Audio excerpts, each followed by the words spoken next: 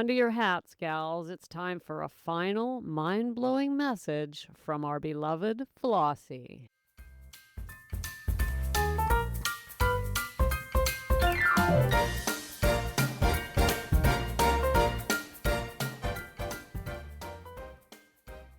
Welcome to Sobriety Snippets for Women Over 40, where we elevate our mindset and trade hangovers for higher consciousness, one powerful snippet at a time. I'm Becca Jacobson, and I'm thrilled to be here on a Monday in spring. Spring it is, and we are going to conclude our look at Florence Scovel Shinn's 1925 book, The Game of Life and How to Play It. We've been moving through this book the last several Mondays, picking out key quotes, key ideas that we can apply to our sobriety journey. So if you haven't been with us, that's what we've been up to. You don't need to have been here all along. Each Monday has been a new message from Flossie, as we like to affectionately call her. Her friends called her Flossie, so we're taking the liberty of deciding to be her friend. Gals, today we're going to look at some ideas out of the very last chapter in this book called Denials and Affirmations. But before we do that, I want to remind you that there are a lot of women out there over 40, like you, struggling with alcohol, who've never heard a snippet. I know, right? So just want to remind you that if you know someone who might enjoy a snippet, do share it with them, because the more women that find the snippets, the more women that will change their lives. That's right. That's what we do here in Snippet Land. We change our lives. We make this. What do we hear it? Let me hear it. I know you know how to finish that. What do? We make this the best chapter of our lives. We absolutely do. You know, I'm feeling inspired right now because I just had a beautiful connection with some of my clients. And when I see women really digging in and having the courage to grow emotionally and look at their lives, oh my goodness, that is so heartwarming. And when you come here and join me here on the snippets, it just makes my day. So let's look at what Flossie has to teach us. This woman is deep, but she's also light. It's hard to kind of describe her approach. Her chapters are short and simple and contain many, many stories. Flossie was a coach, a teacher, a speaker, and people would come to her and she would help them manifest their best lives. One of the messages we've gotten throughout this book from Flossie is the idea that what we believe about ourselves is what we're going to experience. And that's what we believe here in Snippet Land, too. It's all about how we think. It's about our perspective about ourselves, our past, our relationships, other people, the world around us, how we approach it. That's why we elevate our mindset. This isn't about we put down the alcohol. We elevate our mindset. And we grow emotionally. Gals, that's what we're here to do. It's all about emotional growth. It's an emotional journey. And Flossie fits right into that paradigm.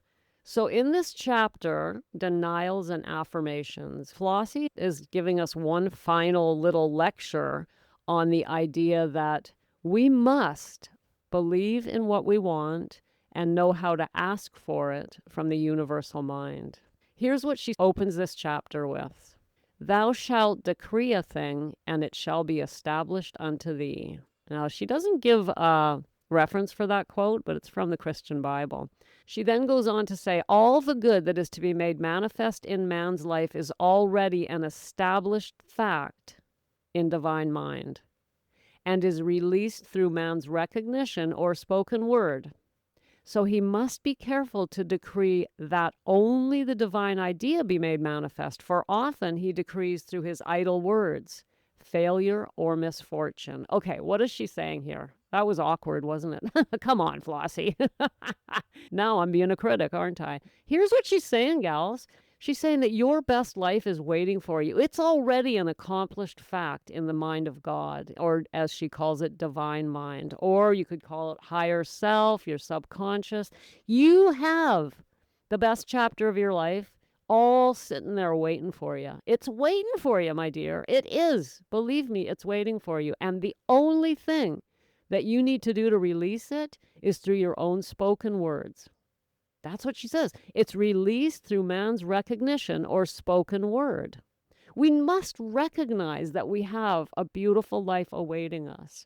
But if we can't even see it, think it, feel it, speak about it, it can't happen. However, she warns us in the second part of this quote that what we end up doing is decreeing, instead of what the things we want, instead of our best life, we end up decreeing through our idle words, failure or misfortune. Really, honestly, in plain modern English, what that means is worry, regret, shame, any negative emotions and thoughts that we hold in our mind will show up in our lives. I know, right? And that's what we say here all the time. That's what she's saying. We must be careful what we're thinking and speaking, because that's what's going to show up in our lives. And she calls it our idle words. The mind is always on autopilot, right? And if we just let it go, it's going to drift off into regret from the past or flow into worry about the future, because that's what the mind does. The mind is there. It's a little recording device, and it's there to protect you. And so what it does is it records past failures, reminds you of them, and then gets you to look out for anything like that in the future, which just means gets you worried. I mean, the mind is really not your friend, but it can be. It can be used as our friend if we know how to use it. And really, that's what Flossie's been teaching us all along, how to think thoughts that will help us, And when we struggle with alcohol, we wake up, what is your first thought in the morning? Is it one of, oh my God, I'm amazing, this is going to be great? No, it's like, oh, why did I do that? Regret, shame, all of that nonsense that we all live with. That's all I lived with for decades, was just this inner turmoil of shame and regret. It's awful. But it can be overcome, my dears. And so Flossie calls them idle words. We want to be careful not to actually, what she's saying is we're actually manifesting or creating the life we don't want through our idle words. And you can include their idle thoughts. Here's what she says on the next page. And remember, man is just the pronoun, the general pronoun for human. Here's what she says. Let's think about this one. It's a good one. It is impossible for man to release more than he thinks is possible. If you don't even believe that you can build the best chapter of your life, that you can make this the happiest, healthiest, most peaceful, most contented, most abundant chapter of your life, then you can't. You can't, because you don't think you can. It is impossible for man to release more than he thinks is possible. We could just spend the rest of our time talking about that alone. What do you believe about yourself, my dear? What do you believe about yourself? Whatever that is, that's what you're going to get. One more time from Flossie. It is impossible for man to release more than he thinks is possible. Today, I really want to inspire you to consider what you believe is possible in your life.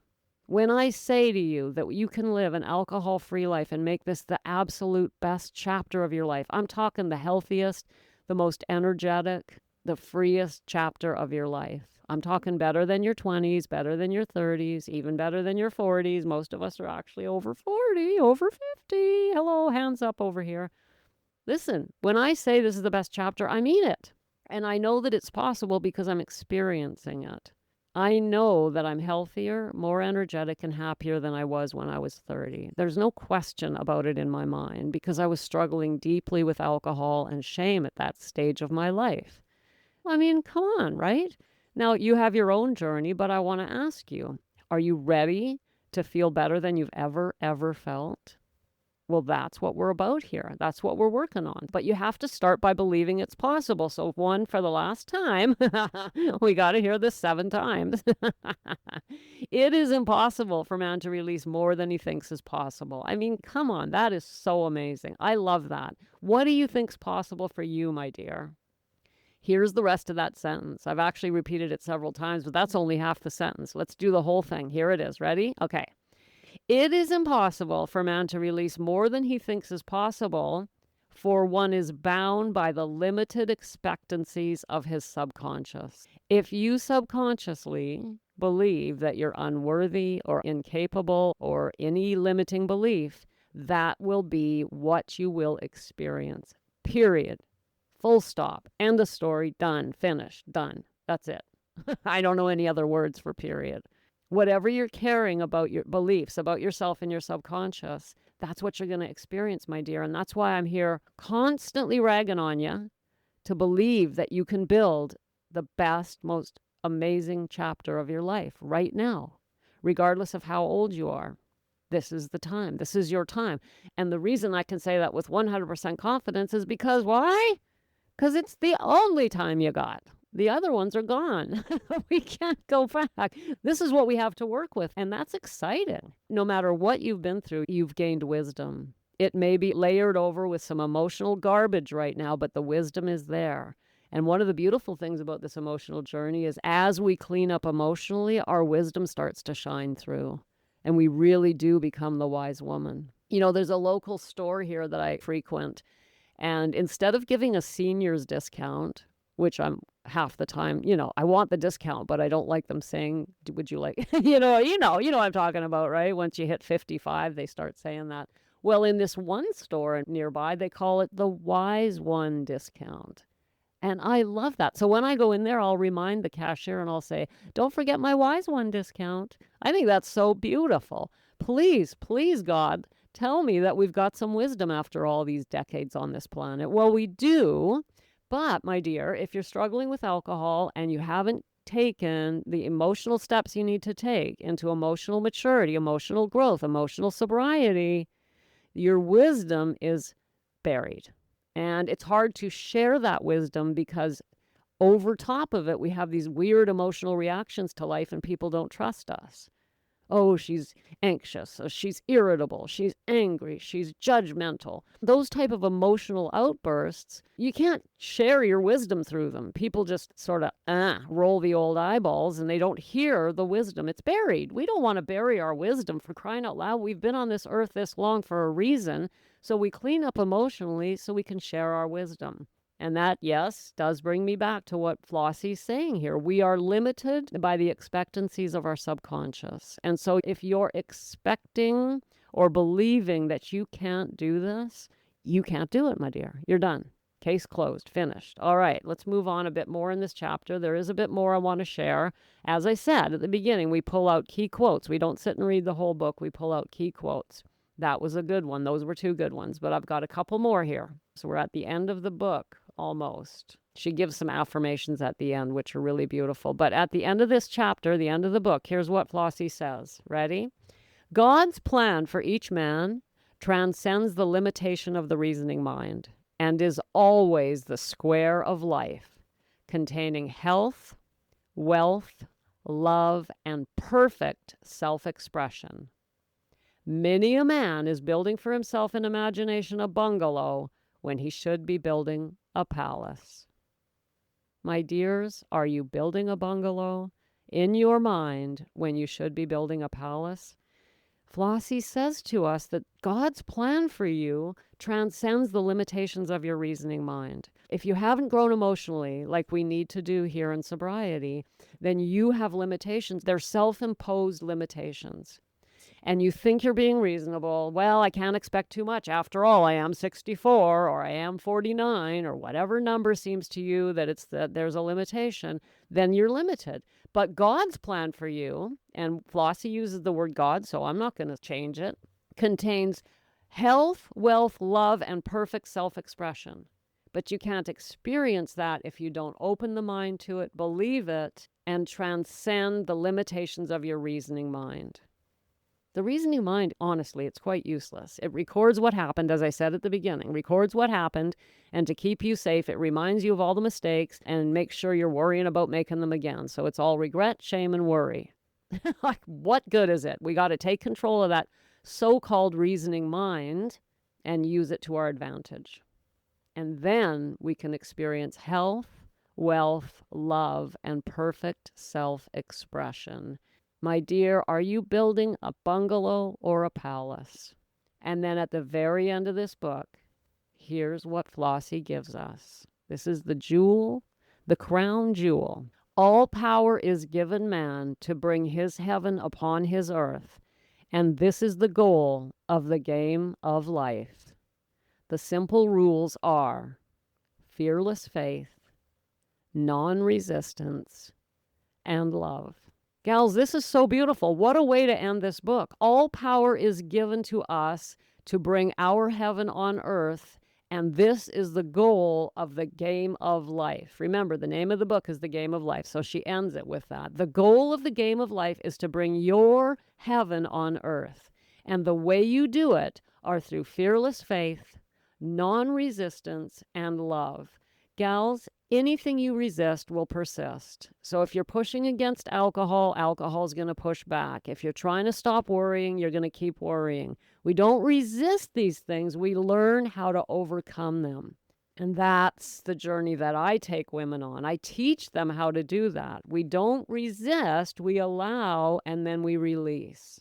Fearless faith is required because we haven't experienced something, then we have to decide, okay, I don't really know what this is like, but I'm just going to have faith that it's true and give it a chance and see if it's true, right? I mean, a lot of the things that I say right here to you in Snippet Land is like, I know you haven't experienced this, but if you can just trust me for 5 minutes, put aside your resistance, have a little bit of faith, and more than anything else, try it. No surface dwelling, take action, and then prove it for yourself. Everything I teach here in Snippet Land, I challenge you to practice it, try it, prove it for yourself. I'm not asking you to believe me. I'm asking you to do it. That's why I'm constantly asking you not to surface dwell. Flossie is saying that you can bring your heaven on earth and that is the goal of the game of life. And the simple rules are fearless faith, non-resistance, and love. And then, my dear, you will be building a palace and not a bungalow. I really do think this is a worthwhile book. If you haven't read it, you might want to go and grab it. It's called The Game of Life and How to Play It by Florence Scovel Shinn, published in 1925. This is the second time we've looked at this book. We did it about a year ago as well. And every time, both times that we've done it, we've got different things out of it. And that is an example of not surface dwelling. We don't just get the information, we really dig in, have a look at the ideas, and practice them in our lives. And that's the way I want you to approach your journey. Well, gals, I have a really exciting announcement. The Sacred Mirror is open. I closed the Sacred Mirror a while ago, a few weeks back, just to take a break. It is open, and it's going to remain open for a while. And if you haven't heard me speak about the Sacred Mirror, it is the gem of Snippet Land because it's unlike anything anyone else has created out there. And this is something I created just for you. And it's actually something that most coaches, most podcasters are not willing to do because why? It's time consuming and people want things automated. I don't want to have to do it. It's the age of AI. Let AI do it or let technology do it or let software do it. And so people generally don't do things like the Sacred Mirror, but that's not how we roll here in Snippet Land, babe. Here in Snippet Land, we do things differently. And the Sacred Mirror is a simple online form where you share a little bit of your story with me, and in response, I flip on this microphone and send you back a sacred reflection. Not advice, not a pitch, not nothing else, but a reflection. And why is that powerful? Simply because we all have blind spots, and when we get an objective second vision of our own life, it can be very powerful. And I know it is because I've done almost 200 sacred mirrors in the last 7 months, and I hear back from the women who've done it, and it is very powerful. Gals, the doors are open. The Sacred Mirror is open. If you've never done it and you're curious, go to the show notes, tap the link, share a bit of your story with me and only me, 100% private, just me, and I will send you back a sacred reflection. Thanks for popping in. Be sure to come back next time so I can keep your head on straight. Sending you buckets of love.